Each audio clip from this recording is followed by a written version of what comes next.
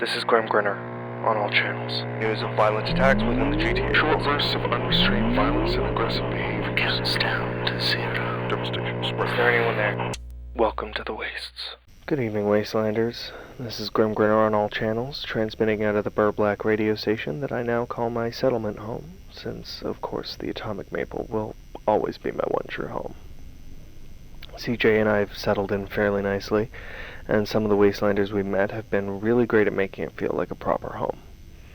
Despite that, I've been chomping at the bit to get back out there. I don't know. I guess I've just wanted the Waste for long enough that it's really hard to stay in one place for too long. I'm just waiting on Mender, the main gearhead in the settlement, to finish up with a bike that was recently scavenged so I can go out on some solo runs. He's also working with CJ on some tech so I can transmit a bit easier out there without needing the mobile radio station stuff.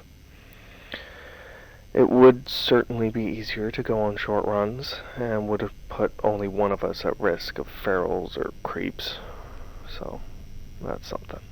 Alley Cat and Mama Coog have also set me up with a map of sorts, labeling all the traps and hazards in the forest surrounding Brb'Lac, so that I can take some of the secret paths and avoid getting ghosted.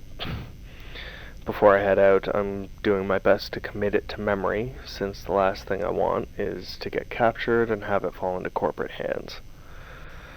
I also got talking to a Wastelander at the DED Tavern, and was given a sort of breakdown of how folks here and at some of the other camps scattered around have been cataloging the other, factions of the Wasteland, which I really kind of found fascinating. It's almost like the same way old world video games would kind of be broken into factions and armies. Of course, there's the creeps and the ferals, which we all know. There's also settlers from the farm, commonly referred to as farmers. Then there's all the different raider camps, each with their own names, their own hierarchy and structures.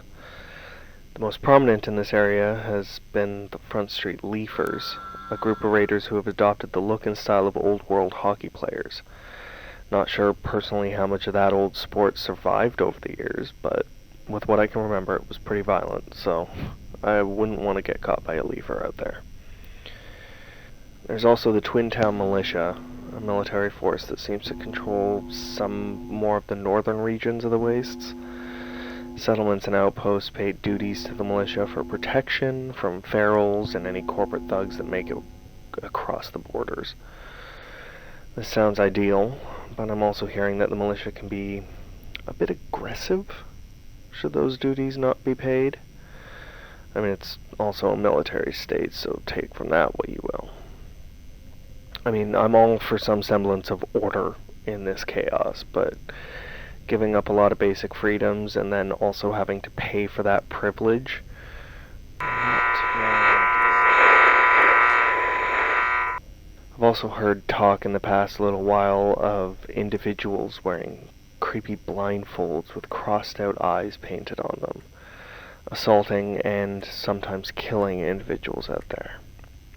From what I've heard from survivors, these individuals are proclaiming that their victims are guilty, and they're exacting justice or judgment upon them. That's if they can't sway to their cause.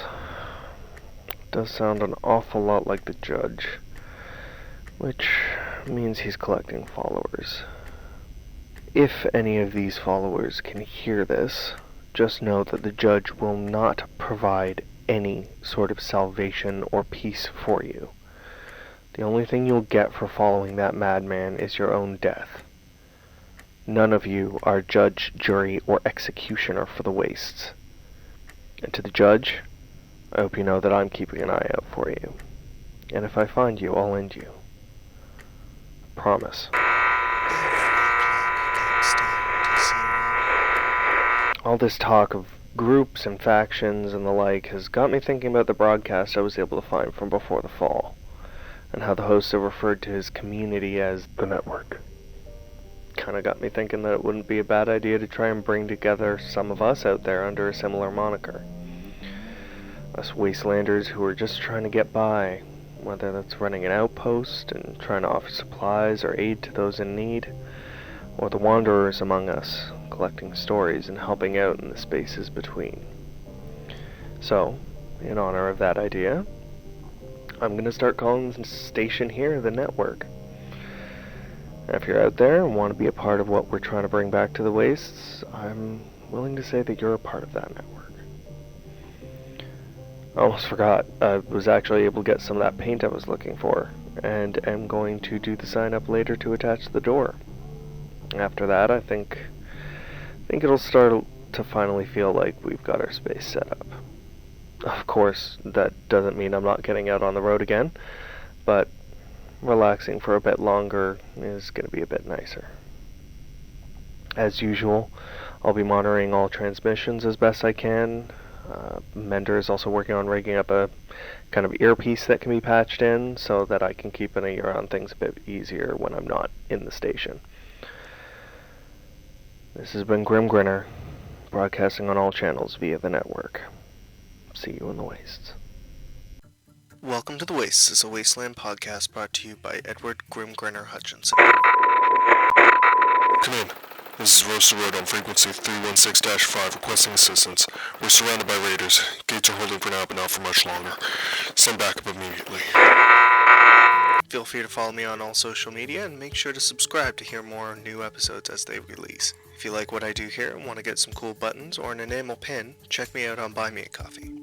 Donations there go towards being able to produce the best content I can make, and I offer some pretty fun perks as well. For more information and all the links, check out linktree.com/welcome to the wastes. See you in the wastes.